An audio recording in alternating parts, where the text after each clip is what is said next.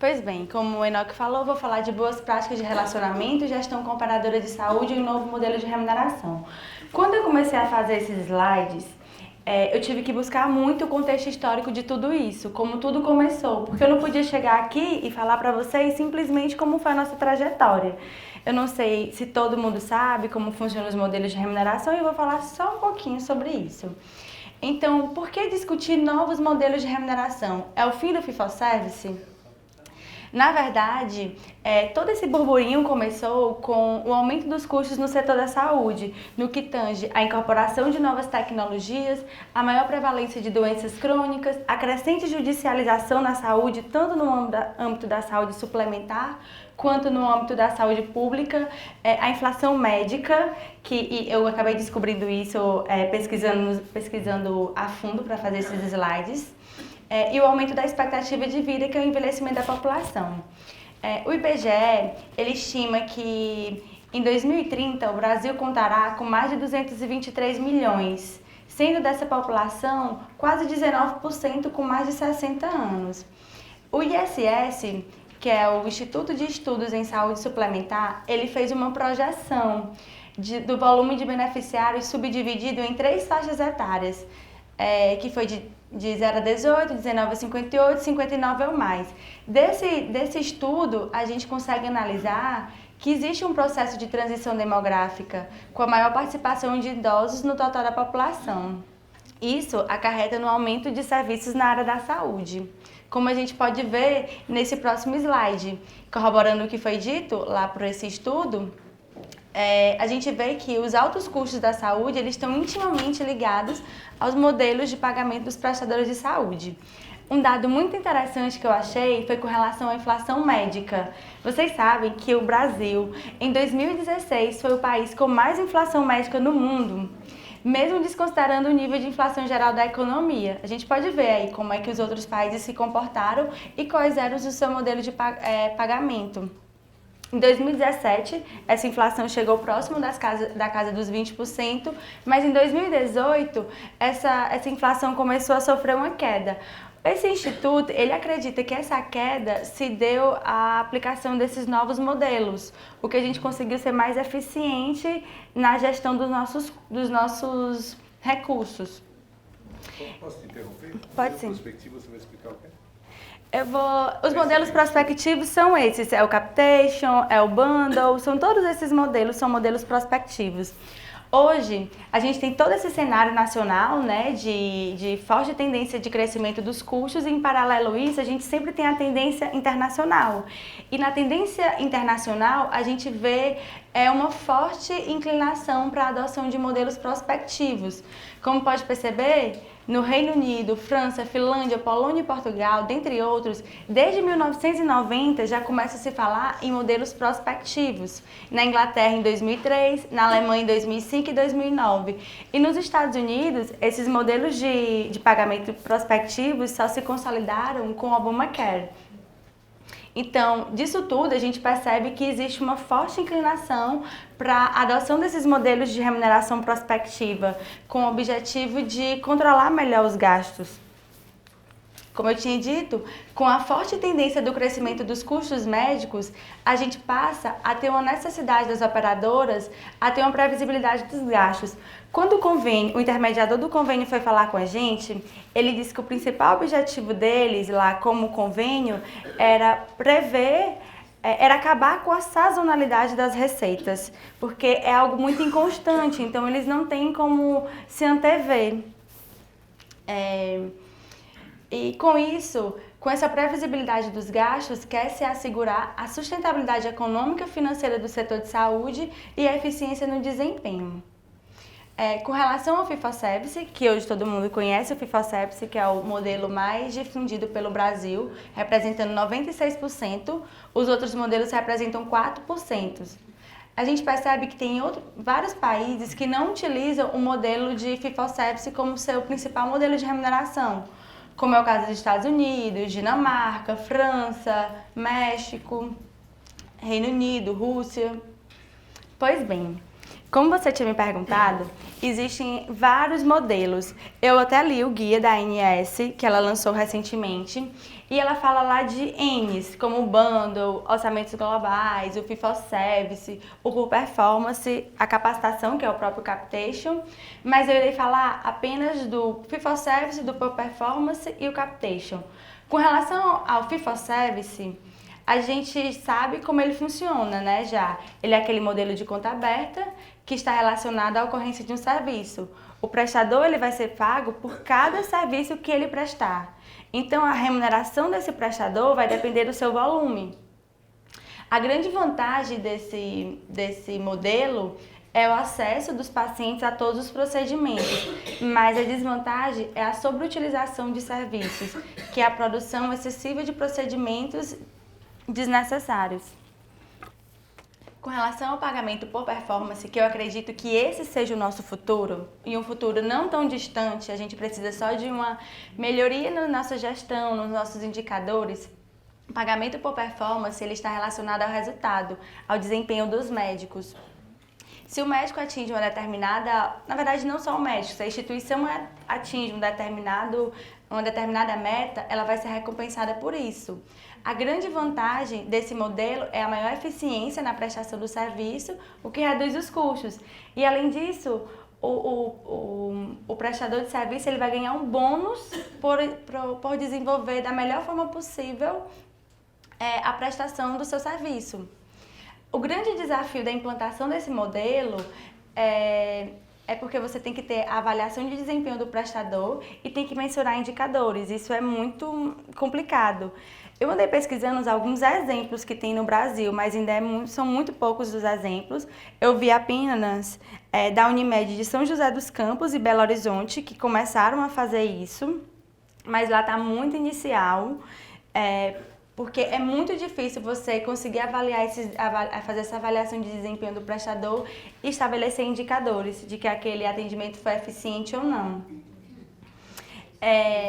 Eu acredito que aquela remuneração diferenciada que a ANS dá para os hospitais acreditados já é alguma coisa de bonificação, já é um pagamento por performance.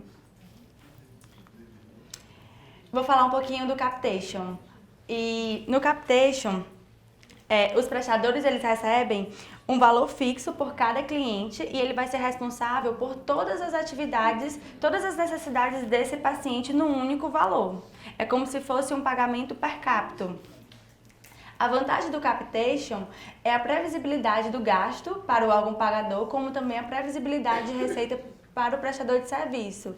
E a sua grande vantagem é a busca pela redução de custos com a utilização mais eficiente dos recursos disponíveis, já que os médicos eles irão gerenciar melhor os serviços solicitados.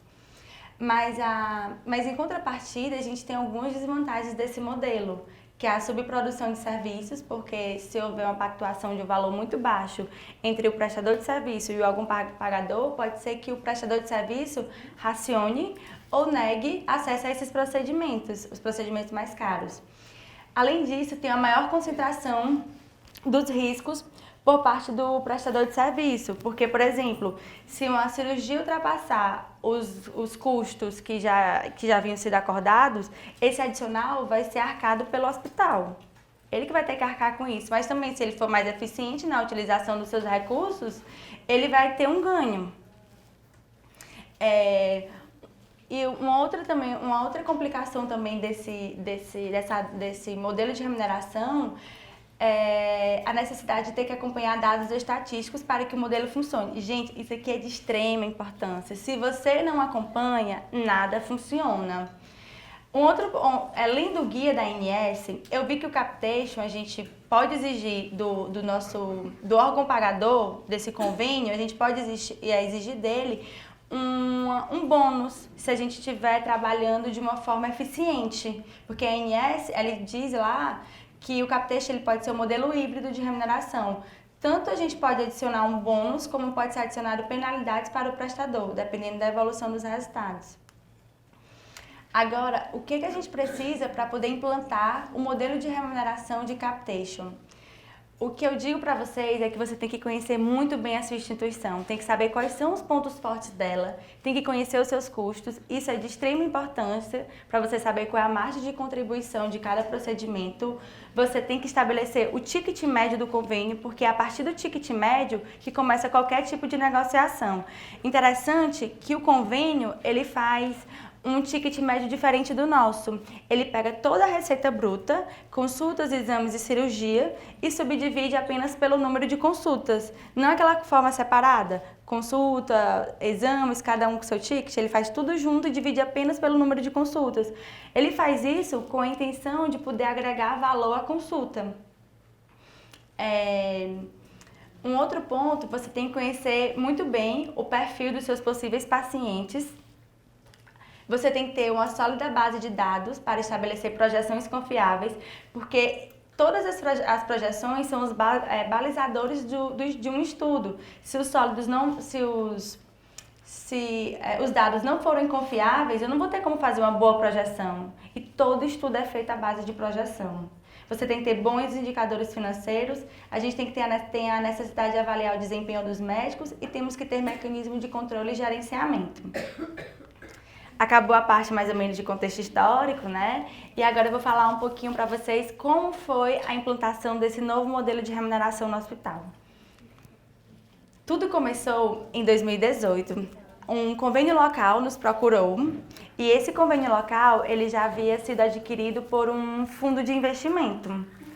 No primeiro momento, gente, foi um alvoroço tão grande no hospital, todo mundo dizendo que não ia funcionar. O corpo clínico rejeitava 100% qualquer tipo de proposta, sempre falando negativamente. Só que a administração teve que ser fria e colocar os pés no chão, porque esse convênio que havia feito essa proposta era a nossa quinta maior receita. Então, a administração solicitou para a gente que a gente fizesse um estudo. Tanto ela solicitou para o financeiro e para a controladoria. Nesse estudo, a gente fez o ticket médio. Até então, no hospital, a gente não trabalhava com ticket médio. Não trabalhava de jeito nenhum. A gente só fazia aquela coisa global. E a gente começou a ter que lidar com o ticket médio dividido por convênio. E a gente começou a estabelecer qual era o perfil desses pacientes desse convênio. Estabelecemos projeções e levamos tudo por uma DRE separada por convênio. E depois disso a gente avaliou o potencial crescimento desse convênio.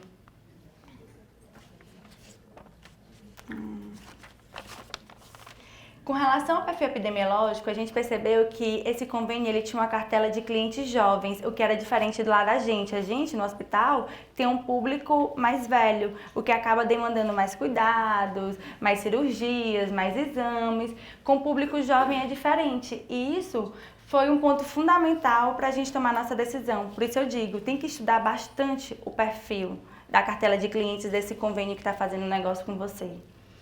Se eles não derem, perguntem como foi. Olha, como é o perfil de vocês? É um perfil mais jovem? Eles não cederam, eles não deram de cara. A gente solicitou para esse convênio e eles enviaram um arquivo para a gente dizendo como é que funcionava lá a cartela dele de clientes, porque todo convênio tem isso. As projeções realizadas, elas levaram em consideração todo o nosso histórico do contrato vigente na época, por isso a importância dos dados serem sólidos e confiáveis, porque o balizador de todo o estudo foi esse histórico, a gente fez as projeções em cima disso. A gente projetou um aumento de 147% nos atendimentos, só que eu faço uma ressalva.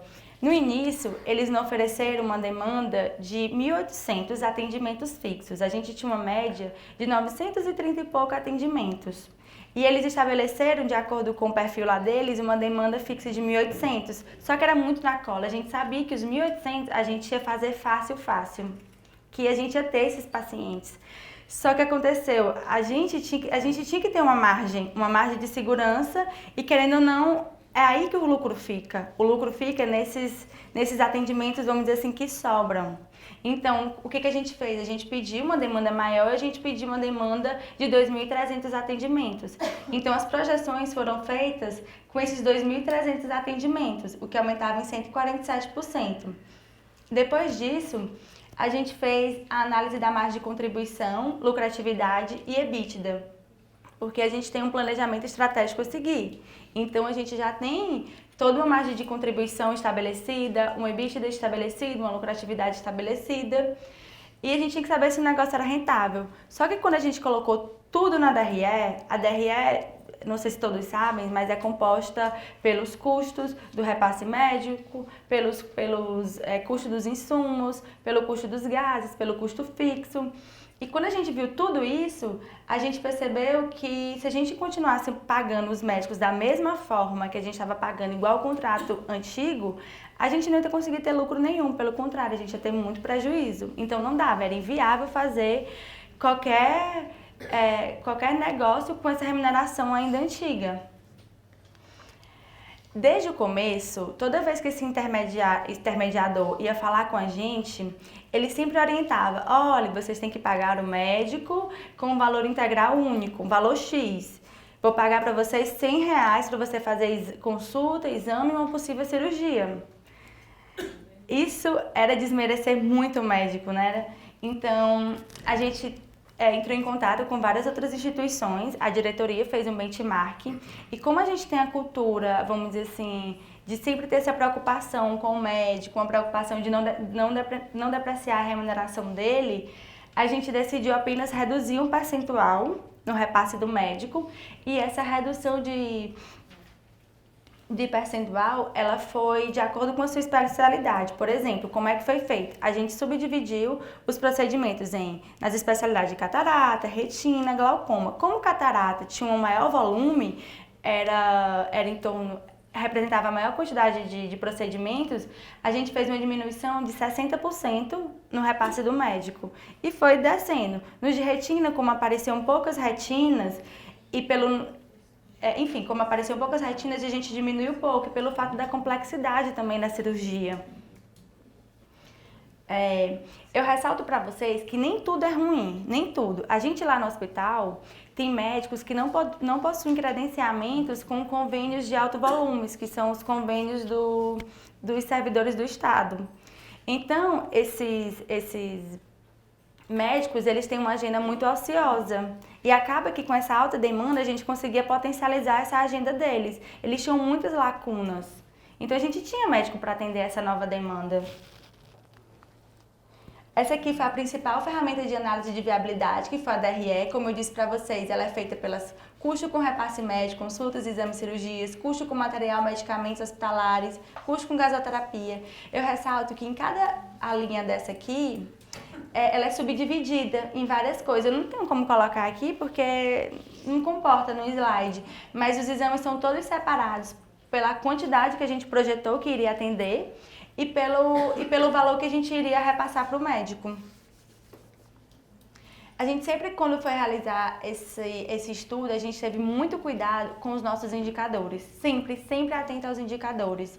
A gente tem uma margem de contribuição a obedecer, a gente tem um EBITDA estabelecido pela instituição, de acordo com o nosso planejamento estratégico, e a gente também tem uma lucratividade já estabelecida. Depois de tudo isso, a gente viu que o projeto, depois de mudar a remuneração do médico, a gente viu que o projeto era economicamente viável. Só que aí começou a pior parte, que era convencer os médicos. Gente, vocês não têm noção como foi a reunião. Gente, vocês não têm noção. Foi muito difícil. Gente, foi uma batalha, mas graças a Deus a nossa administradora é muito firme e não abriu mão de jeito nenhum. Então, a gente conversou com o corpo clínico e todos os setores envolvidos e apenas uma pequena parte aderiu a esse novo modelo de negócio. Mas também a gente deixou claro, quem quer atender, atende. Quem não quer, não quer, tudo bem. A única coisa que a gente exige é que aqueles que possuem já um paciente antigo, por exemplo, paciente de retina, que é fiel, ele quer ser atendido por um determinado doutor. Eu quero ser atendido por fulano de tal, pois aquele fulano de tal tem que continuar atendendo aquele paciente. A gente fez uma coisa no primeiro momento que foi uma subdivisão dos médicos em médicos de triagem e médicos especialistas. Só que isso não funcionou tão bem, porque acabava que os médicos de triagem, nem todas as especialidades estavam lá, foi uma confusão. No primeiro momento, Gente, não tem quando você começa a fazer uma coisa sem saber como vai funcionar? A gente não tinha ninguém para recorrer, não tinha ninguém para procurar para saber como é que era esse novo modelo. Não tinha. Então foi tudo mesmo no escuro. Aí foi a parte da negociação. Como o estudo é muito importante, extremamente importante. É importante você saber qual é a sua capacidade de atendimento, porque pode ocorrer de você querer sobrecarregar a sua recepção. Você tem que contratar muita gente para poder dar conta dessa demanda. Então você tem que saber qual é o ponto de equilíbrio ideal que você pode atender. Você tem que estabelecer qual é o ticket médio mais adequado interessante para a instituição. Então, com tudo isso, a gente conseguiu negociar muito bem com o intermediário, muito bem, entre aspas, né? Porque ele tinha que impor as coisas dele, né? E a gente conseguiu colocar uma cláusula de revisão do contrato semestral. Então, a gente fechou uma parceria e desde julho de 2018 a gente está trabalhando com o modelo de capitation. E o hospital ele passou a ser responsável pela maior parte da demanda oftalmológica desse convênio. Eu ressalto que no início a gente ia ficar responsável por toda a demanda, 100%. Só que uma parte de beneficiários queriam ser atendidos por um outro hospital. Então acabou que ele teve que abrir mão para não perder esses beneficiários. Mas a gente ficou com quase toda a totalidade de cartela de clientes desse convênio. Os maiores desafios da implantação desse modelo de remuneração: resistência dos médicos, como eu havia dito, a falta de conhecimento, porque a falta de conhecimento gera insegurança. Então, e além disso também a gente tinha que ter um esforço dobrado da equipe para poder controlar e atender esse grande número de pacientes, sem perder a qualidade na prestação de serviço, em especial o call center, porque era o call center que geria todas as agendas médicas. Se você não tiver um call center muito bom, alguém para gerir sua agenda médica, isso não vai para frente, não vai de jeito nenhum. Gerenciamento do grande volume de atendimentos, respeitando os prazos estabelecidos pelo convênio. Também tem a necessidade de se estruturar um processo de acompanhamento e controle dos indicadores. E uma outra entrave, que até hoje continua, é que o hospital hoje é retaguarda desse tal convênio nos atendimentos de urgência. Então a gente não tem como controlar atendimentos de urgência. Antes de falar disso aqui, eu vou falar para vocês que hoje a gente já está com 12 meses de implantação desse novo modelo de remuneração. Desses 12 meses, tudo funcionou muito bem, assim, somente um mês. Porque quando a gente fez o estudo, vocês viram que tudo começou em abril, mas só entrou em vigor em julho. Olha o tanto de tempo de negociação. Foi e voltava, até que a gente conseguiu fechar o acordo e começar. E em agosto, setembro, outubro e novembro, tudo funcionou perfeitamente bem. Eu do custos e o João, que é contador, controlava tudo. Mas a gente só monitorava e não externava nada para a equipe, o que era um erro nosso. Acabou que quando foi em janeiro, que são férias escolares, teve aquele boom. Então, gente, foi uma loucura mesmo, as recepções lotadas, o call center louco, e foi um mês de prejuízo, a gente sabe, foi um mês de grande prejuízo, mas a gente começou, a partir desse momento, né, a gente tem que errar para poder aprender, não é? Então, a partir desse erro, a gente começou a controlar melhor as agendas médicas, e isso é fundamental. Hoje, a gente gerencia as agendas de forma mais eficiente. A gente esclareceu a nossa equipe sobre esse novo modelo de remuneração, porque tinha muita gente que não sabia nem o que era. Tô terminando. É que eu me empolgo com o case, porque é muito legal. A gente também teve a maior disseminação da necessidade do monitoramento do volume dos atendimentos, e hoje a gente controla diariamente todos os agendamentos de médicos, que esse controle é realizado pelo call center. Hoje, e a gente também faz o controle mensal de todos os atendimentos através de indicadores, consultas, exames e cirurgias. E a gente também faz a DRE gerencial mensal daquele convênio. Eu vou falar agora para você, rapidão, só para finalizar aqui. A gente ainda está em fase de maturação, né? Porque está com pouco tempo, querendo ou não, um ano é muito pouco.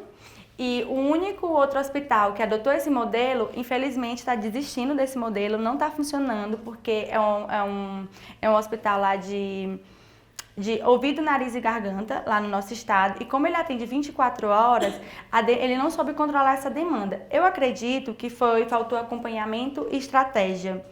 A gente hoje vive um momento chamado de momento VUCA, que é um mundo onde as coisas estão voláteis, incertas, complexas e ambíguas. A gente teve que especializar a nossa gestão. A gente achava que já tinha uma boa gestão.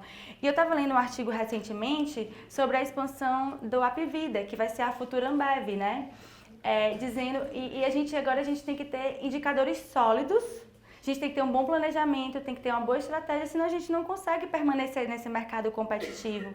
E os médicos, gente, olha, no nosso estado, a gente tem uma faculdade, que é a Nova FAP, que todo ano ela libera no mínimo 100 médicos. Imagina, esse tanto de médicos sendo liberado todo ano, um monte de médico voltando de São Paulo lá para Teresina. E os nossos médicos colocando banca para atender um plantão de sobreaviso de 40 a 40 dias, porque agora esse convênio, ele pediu para a gente estabelecer o 24 horas, então a gente está estudando ainda a viabilidade disso tudo. Eu finalizo dizendo que a atriz do sucesso é uma equipe engajada, é o controle eficiente e estratégia. E por fim, eu quis trazer um depoimento da gestora do nosso call center, que é a Isaqueline, porque sem ela isso também não teria rodado. O modelo de capitation, quando gerenciado, é vantajoso para a empresa, pois gera uma receita fixa, porém é dificultoso para o atendimento, pois tem que lidar diretamente com alta demanda de clientes e barreiras e critérios de agendamento, o que deixa o processo de atendimento mais burocrático e moroso. Por fim, obrigada a todos.